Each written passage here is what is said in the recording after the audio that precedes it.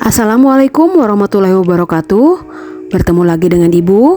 Kali ini kita akan membahas materi mengenai keragaman aktivitas ekonomi masyarakat, pelajaran IPS SMP kelas 8.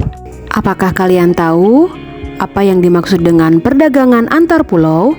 Apa saja latar belakang perdagangan antar pulau dan tujuan perdagangan antar pulau? Latar belakang perdagangan antar pulau di Indonesia diantaranya yaitu yang pertama, setiap daerah memiliki komoditas masing-masing yang menjadi unggulan sehingga akan menyebabkan interaksi antar pulau dengan kebutuhan yang berbeda. Yang kedua, setiap wilayah akan saling berinteraksi untuk mendapatkan komoditas sebagai pemenuhan kebutuhan masyarakat, baik berupa barang maupun jasa. Lalu, apakah yang dimaksud dengan perdagangan antar pulau atau antar daerah? Perdagangan antar daerah atau antar pulau merupakan perdagangan yang dilakukan oleh penduduk di suatu daerah atau pulau dengan penduduk di daerah lain atau pulau lain dalam satu batas wilayah negara atas dasar kesepakatan bersama. Adapun proses terjadinya perdagangan antar pulau, yang pertama, diawali oleh adanya beberapa faktor seperti perbedaan hasil produksi, perbedaan harga barang, dan adanya faktor keinginan suatu daerah atau pulau untuk meningkatkan produktivitas, sehingga selanjutnya menyebabkan adanya transaksi perdagangan antar daerah dengan menggunakan berbagai alat transportasi seperti kapal, truk, pesawat, mobil, kereta, dan lain sebagainya. Perdagangan antar daerah atau antar pulau dapat mempengaruhi perkembangan ekonomi suatu daerah dengan meningkatkan peredaran uang dan memperluas pasar. Jenis barang yang biasa diperdagangkan diantaranya yaitu bahan makanan, hasil perkebunan, hasil pertanian, perikanan, serta barang tambang.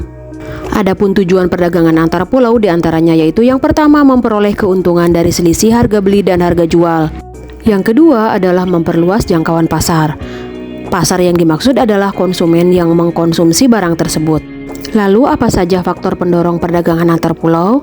Yang pertama adalah perbedaan faktor produksi antara satu daerah dengan daerah yang lain. Misalnya di Pulau Kalimantan menghasilkan kayu, sedangkan di Jakarta minim menghasilkan kayu. Yang kedua, perbedaan tingkat harga antar daerah. Misalnya harga durian di Sumatera lebih murah daripada di Pulau Jawa, sehingga terjadilah perdagangan antar daerah.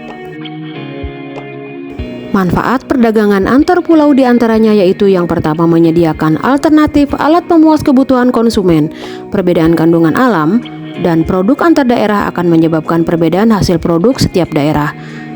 Yang kedua, meningkatkan produktivitas produsen. Meluasnya pemasaran produk akan menyebabkan permintaan atau pemesanan produk juga akan meningkat. Yang ketiga, memperluas kesempatan kerja bagi masyarakat. Peningkatan jumlah barang yang diproduksi dalam jumlah besar akan menyebabkan produsen membutuhkan tenaga kerja tambahan sehingga akan ada banyak lowongan kerja. Selain itu, juga akan memunculkan usaha baru seperti jasa kirim, perluasan transportasi, dan lain sebagainya. Nah, anak-anak, sebagai bahan evaluasi, silahkan kalian kerjakan latihan soal berikut ini ya. Demikian uraian materi yang Ibu sampaikan. Sampai bertemu lagi pada pembelajaran IPS selanjutnya. Wassalamualaikum warahmatullahi wabarakatuh.